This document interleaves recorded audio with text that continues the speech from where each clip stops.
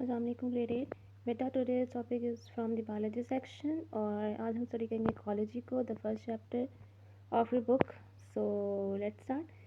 क्या है ecology? Ecology is basically a study of relationship between the living organism and the environment, but the question arises what type of relationship it is. Like अगर हम बात करें plants की, तो plant जो है वो यूज़ करता है सन को, सॉइल को और अपना कार्बन डाइऑक्साइड को from the environment to produce its food. ठीक है।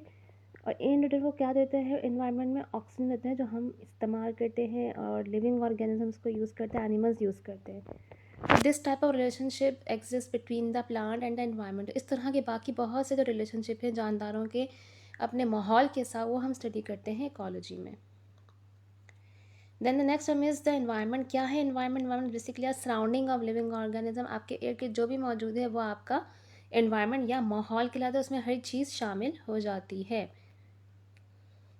Then we have the components of environment. There are two parts of environment. One is the biotic and the other one is the abiotic.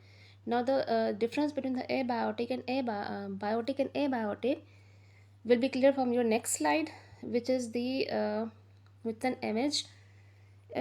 What it shows कि living things जो होती हैं वो biotic होती हैं, जिसमें प्लांट्स हैं, animals हैं, फंजाई हैं, बैक्टीरिया हैं, एंड नॉन लिविंग थिंग्स जो माहौल का होता है वो एबायोटिक फैक्टर्स होते हैं। और ये दोनों फैक्टर्स मिलकर एक माहौल को बनाते हैं। ठीक है।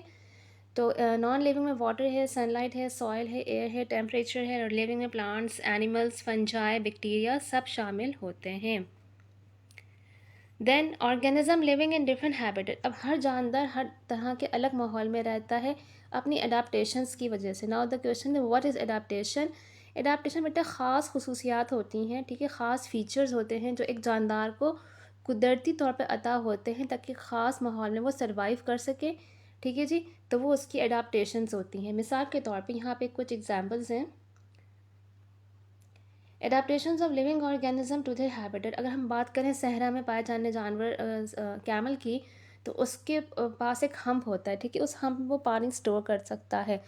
और हम जानते हैं कि सहरा में जो है वो पानी की किल्लत होती है। तो इन दिस वे एनिमल का में से कैमल का सर्वाइवल जो होता है वो डेजर्ट में ईजी होता है because of it special feature of hump जो उसे कुदरती मिला हुआ है। ठीक है। इसी तरह अगर आप बात करें मछली की, तो पानी के अंदर वो अपने गिल्स से ब्रीथ करती है और सर्वाइव कर जाती है। तो ये जो गिल्स है इसकी एडाप्टेशंस हैं। ठीक है। To survive in the particular environment which is an aquatic environment.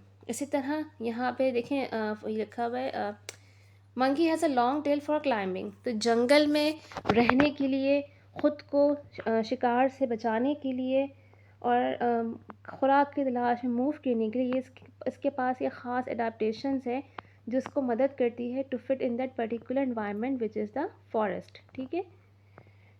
इसी तरह आर्कटिक एरिया जो पोलर रीजन्स होते हैं, जहाँ बर्फ़ानी इलाके होते हैं, जहाँ सारा साल बर्फ़ ही रहती है। ठीक है। नॉर्थ पोल, साउथ पोल, तो वहाँ पे जो पाए जाने वाले जो जानवर होते हैं बेटा, उनमें भी ख़ास तरह की अडेप्टेशंस होती हैं।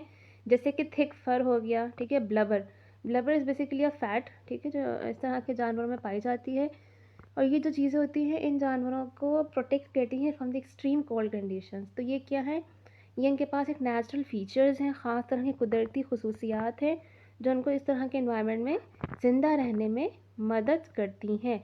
So this is known as adaptations of the animals.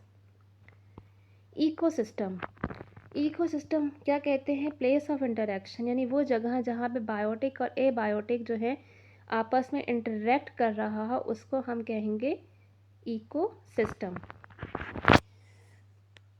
जैसे कि मैंने आपको एग्जांपल दी थी प्लांट्स की और उसकी जो इंटरेक्ट करता है with the sun and with the soil. तो आपको पता है कि हमने पढ़ा है कि sun and soil is abiotic, जबकि प्लांट खुद क्या है? बायोटिक। तो बेटा देखो, अब प्लांट का इंटरेक्शन हो रहा है एबायोटिक के साथ, तो एक ही जगह पे जो इस तरह का इंटरेक्शन होता है उससे हम कहते हैं इकोसिस्टम। या के पास इकोसिस्टम की एक इमेज भी आ गई है, ये देखें। अब इस इमेज में देखें पूरा एक इन्वायरमेंट इकोसिस्टम जो है वो सेट हुआ हुआ है। ठीक है। प्लांट्स हैं, सनलाइट है, हीट आ रही है वहाँ से। ठीक है। इंसेक्ट्स भी मौजूद हैं। ठीक है। रॉटिंग लॉग है, पानी के अंदर बैक्टीरिया है, प्रोटोजोआ, एल्जीवेयर, मतलब माइक्रोस्कोपिक ऑर्गेनिज्म प्रेजेंट हैं। ठीक है। तो ये पूरा एक इकोसिस्टम बना हुआ है जिसमें हमारे पास बायोटिक फैक्टर्स भी हैं और एबायोटिक फैक्टर्स भी हैं, और वो दोनों आपस में एक दूसरे के साथ इंटरेक्ट कर रहे हैं।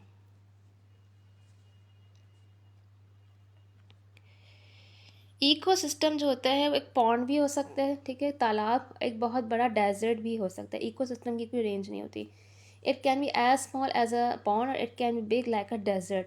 हमारे पास डिफरेंट टाइप के इकोसिस्टम्स हैं, जैसे कि टेरेस्ट्रियल इकोसिस्टम है, लैंड जिसको हम लैंड भी कहते हैं, ये सिमिलर टर्म्स हैं। लैंड इकोसिस्टम भी कह सकते हैं, टेरेस्ट्रियल भी कह सकते हैं, ठीक है। और एक्वेटिक होता है, डेजर्ट होता है। और बेटा डिफरेंट फैक्टर्स होते हैं जो इकोसिस्टम पे इफ़ेक्ट भी करते हैं, जैसे कि सॉइल हो गया, ठीक है, वेदर हो गया, क्लाइमेट हो गया। कैसे कैसे ये इफेक्ट करता है, लाइक अगर सॉइल जो है वो एसिडिक होगी तो वहाँ प्लांट ग्रो नहीं करेगा, ठीक है। इसी तरह जहाँ पे आपके पास वो वेदर जो होता है, एक्सट्रीम वेदर होता है, वहाँ पे भी आपकी जो है वो लाइफ होती है लैंड ऑर्गेनिज्म की, ठीक है। लैंड इकोसिस्टम में जो लिविंग ऑर्गेनिज्म प्रेजेंट है उनकी लाइफ इफेक्ट होती है।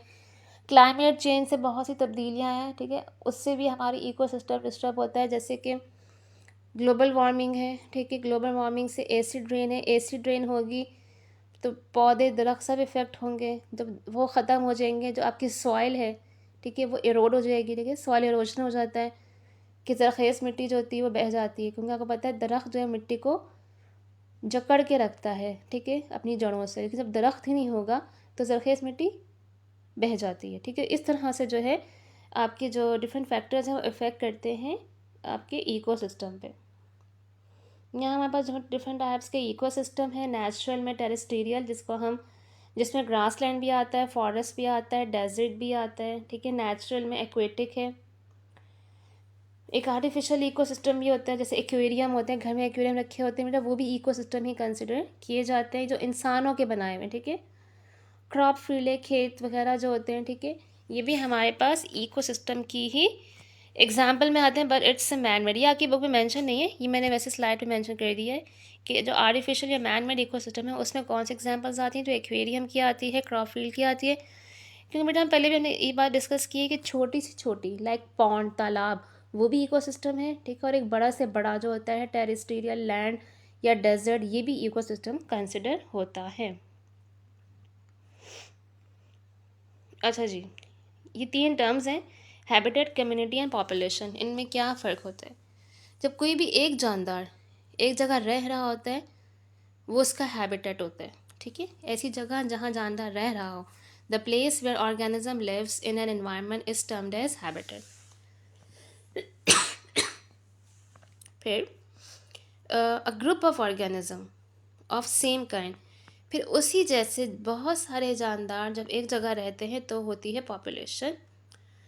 और आखिर में है कम्युनिटी, जब different living organism, group of different living organism sharing a common habitat, एक ही जगह पे मुख्तलिफ तरह के जब जानदार रहना शुरू हो जाते हैं तो उससे हम कहते हैं कम्युनिटी। आपको ये टर्म इस इमेज से बहुत अच्छे से क्लियर हो जाएगी। ये देखें, सबसे लास्ट में क्या है, हैबिटेट, कि एक जानदार रह रहा है अपने माहौल में, ठीक है। An organism lives in an environment is termed as habitat. फिर डिफरेंट और वही काइंड का जो है उसी किस्म का जानदार, ठीक है, same kind living in an that particular environment is termed as population. लेकिन कम्युनिटी में देखें, आपको ये ऑरेंज फिश के साथ और भी मछलियाँ नज़र आ रही हैं, तो ये कम्युनिटी यानी कि डिफरेंट किस्म के ऑर्गेनिज्म उसके साथ एग्जिस्ट कर रहे हैं, तो इसको हम कहते हैं community. So this is the difference between habitat, population and the community. Thank you so much.